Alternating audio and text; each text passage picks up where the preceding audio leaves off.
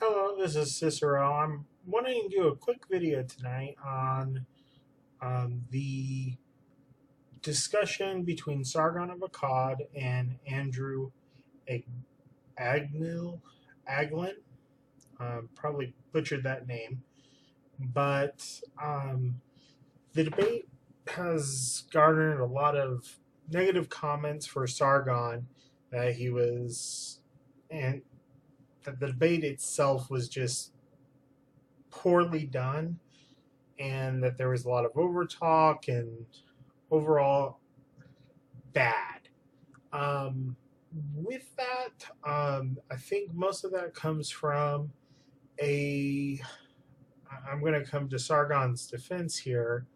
Is a difference on point of view and reference of the debate.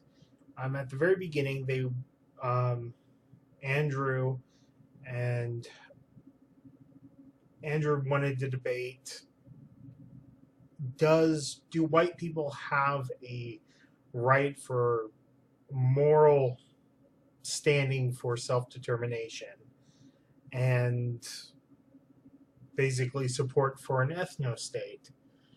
Now this is he's a white nationalist, an alt-right member of the alt-right, so this is where he wanted to debate Sargon. um, from the very get-go said that this would be a pointless debate because they would disagree on that. He doesn't support a establishment of a white ethno state, and that their base principles are just different. And then it descended into chaos from there. Now, this I've noticed this a lot with Sargon when he debates other individuals, is that he states that he wants to debate base principles.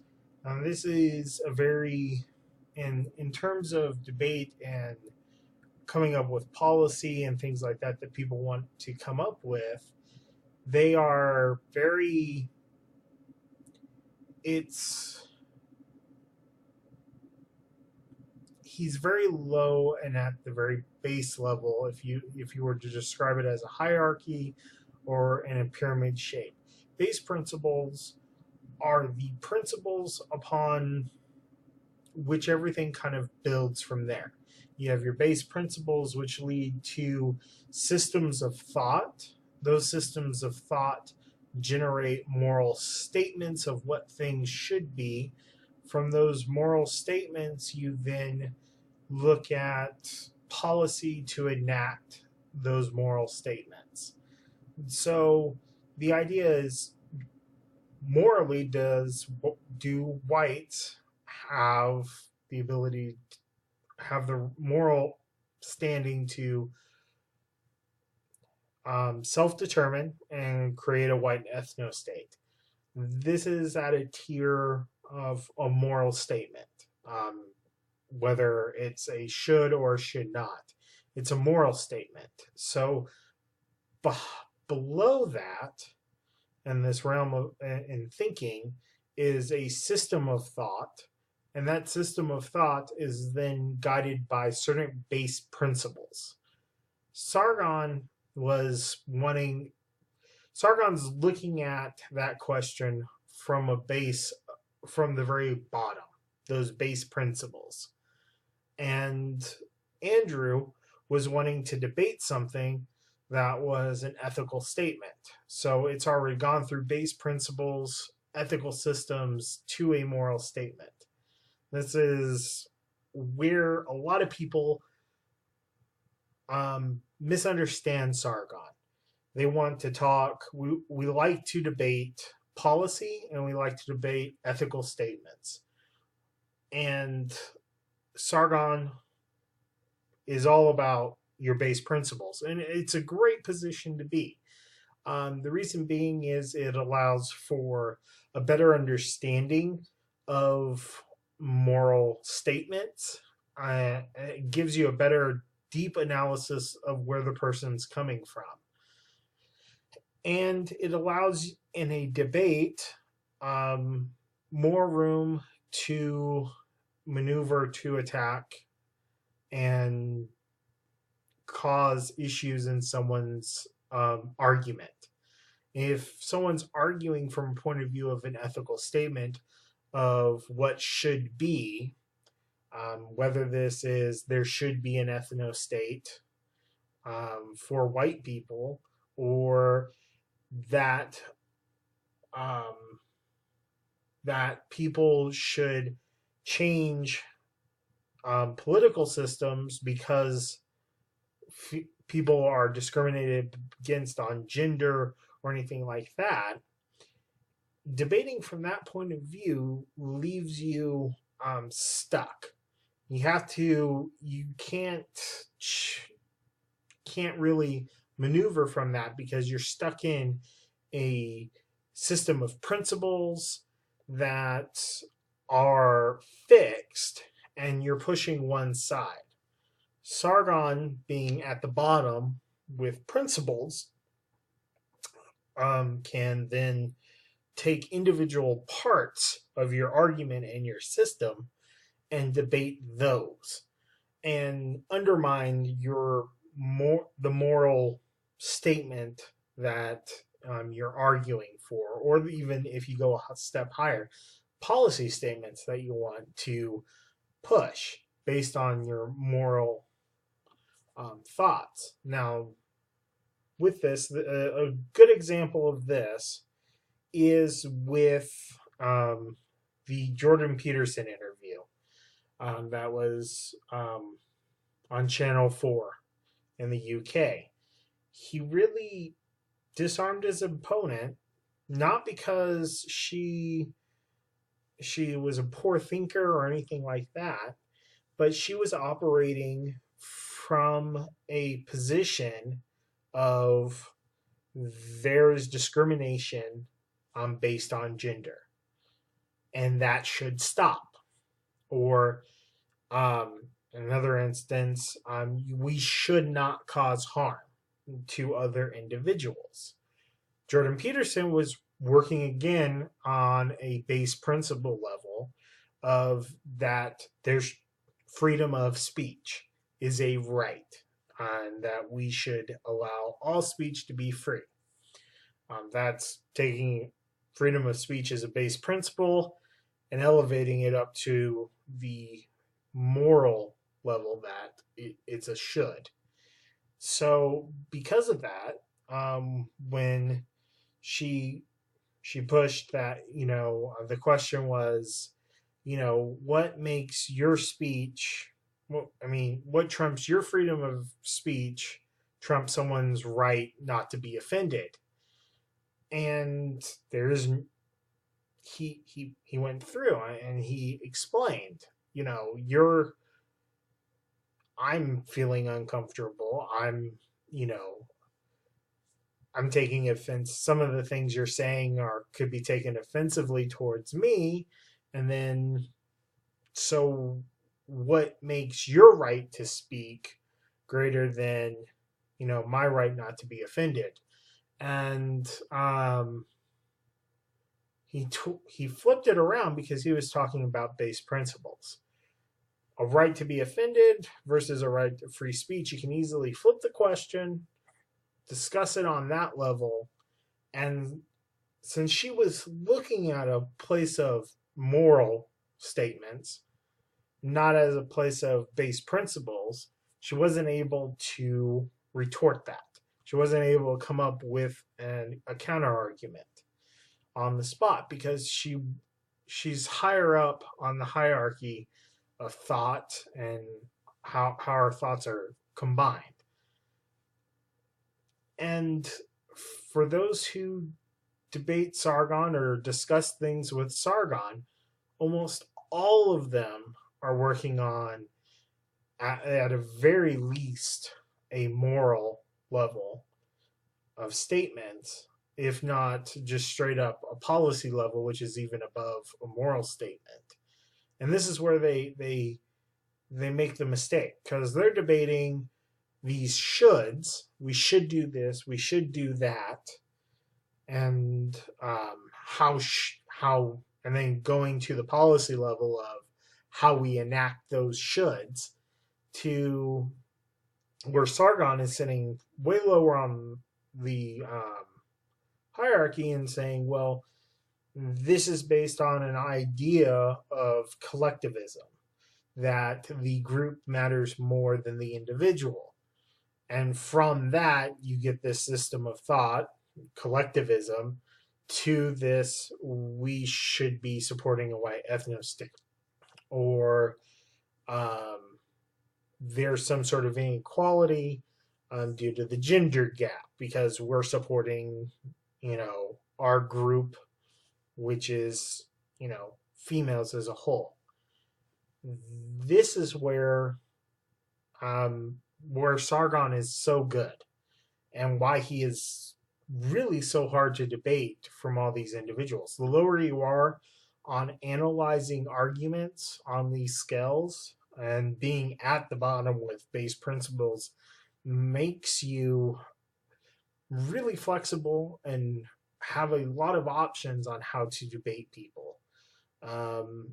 And being higher up at the top with a moral argument of should or a policy statement leaves you a lot less room to counter questions being brought up, unless you can drop down to the principle level. Most people don't examine their base principles, which is why Sargon always insists on arguing base principles, because people don't think about their base principles. And if he brings them down so that the argument can be about things that are base principles, and when people get that thought and think about it, that they can, I think Sargon really pushes that so people can think about them, because the principles of liberty and that the liberalists support, these base principles are what our liberal society and traditions really support. And we all like to think that those are our base principles. We like to think that freedom of speech is our base principles.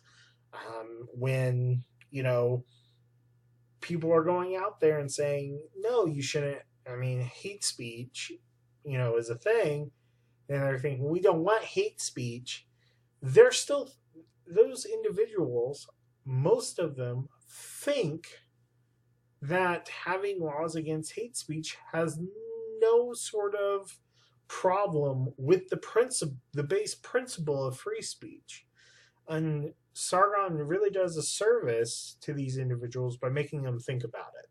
Now, whether or not they think about it, or they stay up on the level of a moral statement in the debates with Sargon, which most of them do,